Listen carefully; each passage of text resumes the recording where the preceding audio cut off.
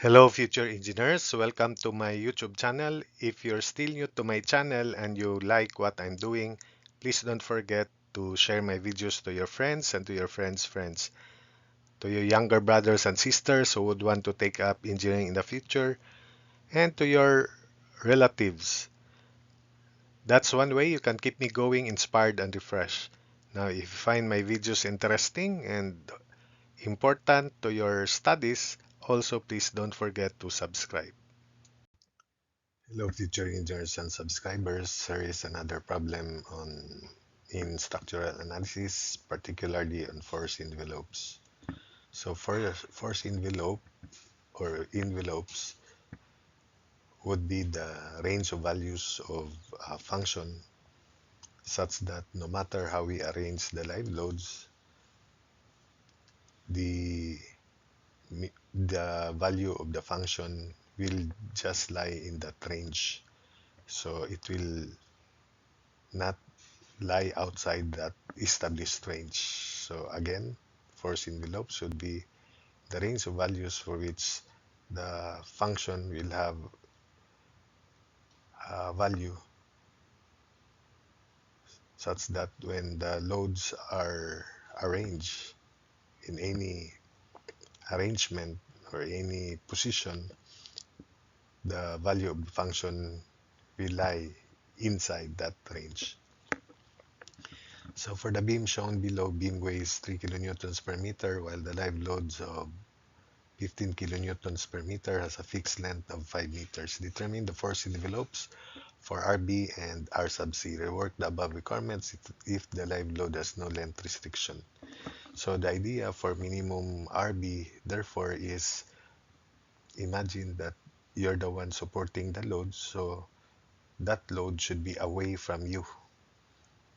So the position of the live load should be here at the other end of the beam. And since it has a length of only 5 meters, so one end should be at D as long as it is still supported on the beam as shown in the figure. So let's call that RB, R sub C, and the live load should be positioned here so that its centroid is away from B. Now, if the load, because this is live load, will part of it will be supported by the ground, then it will not uh, be or it will not cost minimum value of RB because the load will reduce because of its length, which is also reduced. So it will only contribute little amount to the supposedly negative reaction or downward reaction for RB.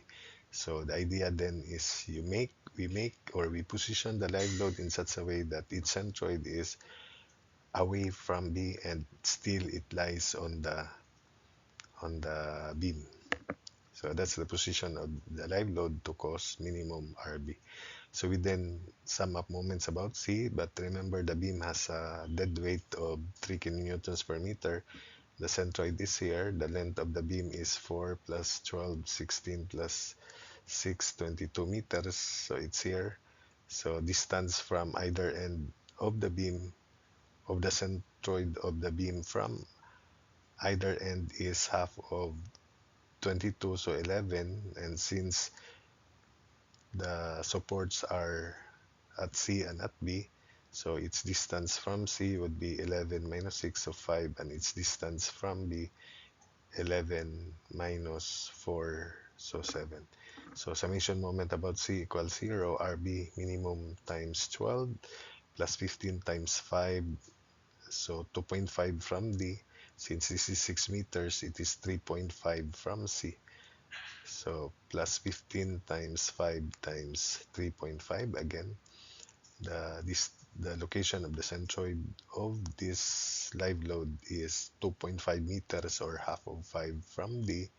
So 6 minus 2.5, it is 3.5 meters from C. So that's why the moment arm here is 3.5.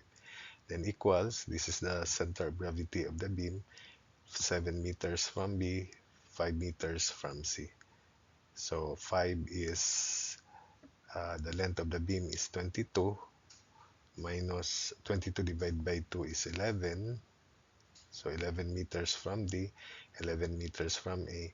So from C, it is 11 minus 6, so 5. And from B, 11 minus 4, 7. So equals 3 kilonewtons per meter, the weight of the beam, times 22, then times 5. So 3 times 22 times 5. RB minimum, therefore, is equal to 5.625 kilonewtons.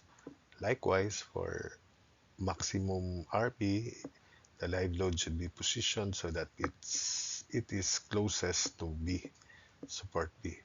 So it should be positioned in this manner because the length is 5 meters, so it should be positioned in that manner.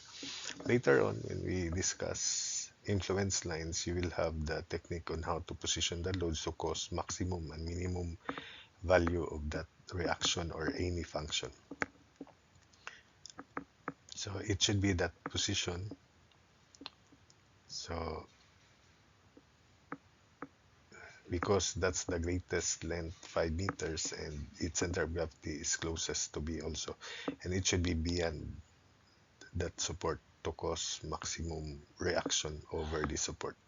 So summation moment about C equals 0, RB max times 12, then equals 15 times 5.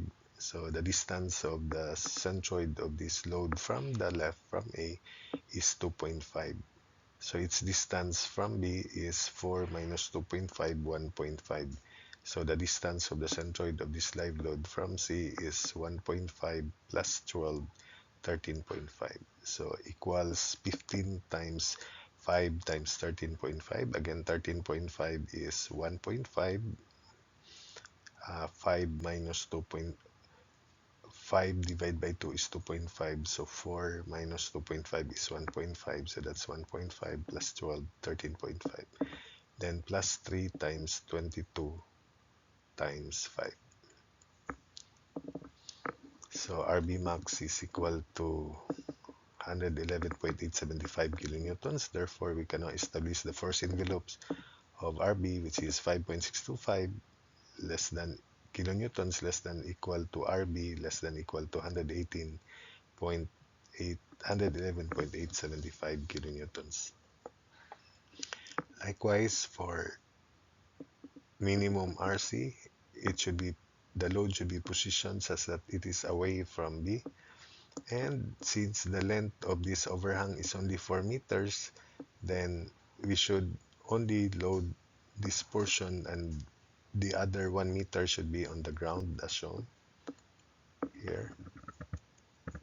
So the positioning of the live load to cause minimum RC would be the ground should also be loaded because remember the length of the live load is 5 meters and this is only 4 meters. So that should be the positioning of the live load to cause minimum R sub C. And this is the greatest length of the live load, which is 4 meters. If you move it here, then the length that is covered on the beam will be reduced and it will not cause a minimum R sub C. So that should be the length of the live load over the beam is only 4 meters because the other 1 meter will be on the ground. So summation moment about B equals 0, RC minimum times 12, then plus 15 times 4, only 4, then times 2, half of 4 is 2, then equals moment of the uniform weight of the beam, 3 times 22 times 7. So RC minimum is equal to 28.5 kilonewtons. Then for maximizing RC, it should be beyond. Remember, the length of the beam is the length of the live load is only 5 meters, so we load this entire part. So RC max times 12. So it should be here. We sum up moments about B that way, so that it is away from B and it will cause maximum reaction at C, and it is beyond C. So 15 times 5, and the distance is, so that's 2.5 from D, 3.5 from C. 3.5 plus 12 is 15.5. So the distance of the centroid of this live load from B is 15.5. So equals 15 times 5 times 15.5, then plus the moment of the dead weight, 3 times 22 times 7. So RC max is equal to 135.375 kilonewtons. Therefore, the force envelopes for R sub C 28.5 less than equal to RC, and R sub C is less than equal to 135.375 kilonewtons. So for the second part, when the length of the live load is not restricted or not fixed, so for minimum RB, this entire part of CD will be loaded with live load, then the rest would be on the ground as shown. So this is the figure. So the length that is on the beam would be, the length to be considered would be 6 meters this time. So it will be that position of the live load in such a way that its centroid is away from B to minimize RB. So summation moment about C equals 0. R sub B minimum times 12 plus 15 times 6 times 3, half of 6 is 3. Then equals 3 times 22 times 5, the moment of the weight of the beam.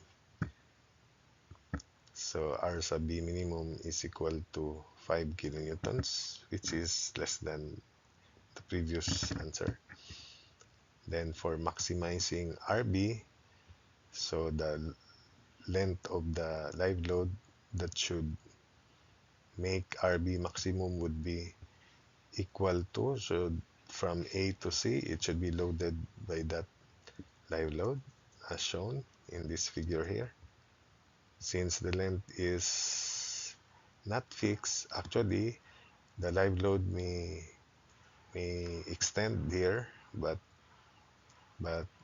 this is the ground, so the effective weight of live load that will cause RB maximum is up from A to C. If it goes beyond C, this part will cause, if we consider the load, the live load, for example, this part, it will cause downward reaction at B, which will not make RB maximum. So it is only up to C that will cause maximum RB. So summation moment about C equals 0, RB times 12, then equals 15. The length of the live load is 16, 4 plus 12, and the distance of the centroid of that live load from C is half of 16, which is 8. So equals 15 times 16 times 8, then plus the moment of the dead load, which is the weight of the beam, 3 times 22 times 5, just like that. So RB max is equal to 175 kilonewtons. Therefore, the first envelopes for part B, RB is 5 less than equal to RB less than equal to 175 kilonewtons. Then for RC minimum, so for RC minimum, we load A to B, and the other part of the live load would be on the ground. So therefore, it is the same as RC minimum here, because this entire AB will be loaded with live load and it will extend beyond. It should not enter this part, or else the portion of the live load that will enter this part from B to the right will cause RC to be not minimum because RC will contribute for that portion of the load. So it only from A to B or from the ground to up to B. So R sub C minimum will still be 28.5 kilonewtons, while RC max, so we should load the entire beam from B to D to cause maximum RC as shown. So that should be the positioning of the live load so that R sub C is maximum. Same explanation if we load this portion AB, if we just consider this portion AB, it will cause downward reaction at C. So it will not make RC maximum. So the common sense, RC is maximum if we load the beam from B up to D. In fact, we can still load it beyond D, but this is already the ground, so that part of the live load will be supported by the ground. So to cause RC maximum, so it should be up to here. You may imagine it will be extended, but the effective weight of the live load to be considered in computing RC would be just from B up to D. So summation moment about B equals 0, RC max times 12, then plus 15. So the length of the live load is 18, 12 plus 6, 18. And the distance of the centroid or moment arm of that live load from B is half of 18, 9. So equals 15 times 18 times 9 plus the moment of the dead load 3 times 22 times 7. So RC max is equal to 241 kilonewtons. So the first envelope, so RC 28.5 is less than equal to RC, less than equal to 241 kilonewtons. So that's it, and I hope that you learned another concept on force envelopes.